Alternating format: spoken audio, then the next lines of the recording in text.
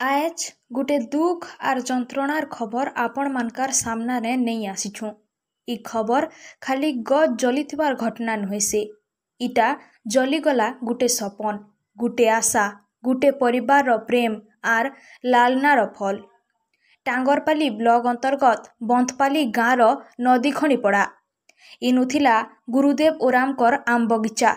4 नु 5 बरस धरिकरी तांकर परिवार राय दिन एक करी लागिथिले प्रकृति के सुंदर करबाने।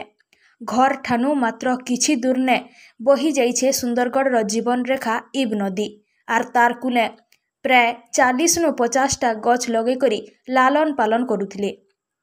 किंतु आज बेलबुड़ा प्राय 5 बजे के गछ माने असहाय भावे जलुथिले आर जलुथिला तांकर सपन आर होउथिला बसम।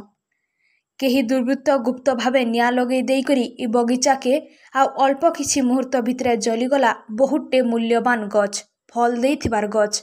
मात्र किछि क्षणिके धूलिसात हेगला प्रकृतिर शोभा। मात्र 20 नु 25 मिनिट समय लागला गुटे परिवार 4 वर्षर हाड़भंगा परिश्रम के शेष करबार के। गुरुदेव ओराम भाबिथिले इ गछ माने दिने नदी पाखर सौंदर्य बढ़ाबा, प्रकृति हंसबा, मानवता हंसबा। हेले एच किछि कुचग्री प्रकृतिर लोक मानकर लागी तांकर सुस्थ मन के भसम करिदेला। इनिया खाली गछ नुहे, गुटे परिवेश प्रेमीर मन के आजी जाली देई गला।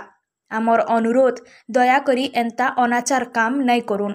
गछ न थिले जीवन नैन, जल नैन, पवन नैन आर आमर भविष्य भिल नैन।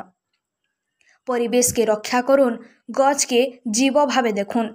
इ अग्निकांड आमकू इ पाठ पढ़ी देला। गुटे गछ जलबार माने खाली घटना नुहे से इटा होउछे गुटे श्वासर अंत। जेनु प्रकृतिर हंसबार थिला सेनु यादे धुआं आर खाली पृथ्वी।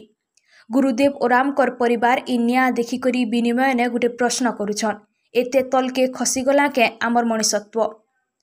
जे गछ लगई थिले जलवायु परिवर्तन के अटकाबार लागी ताहाके केही जलई देला किछि दुष्ट मन।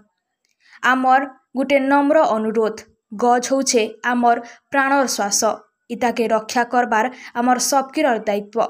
निया नै लगौन, परिवेश बचौन, पृथ्वी बचौन, हु हे बढ़ुतबार तापमात्रा के अटकाबार ने सहायक होन। Bureau report, Gangpur live.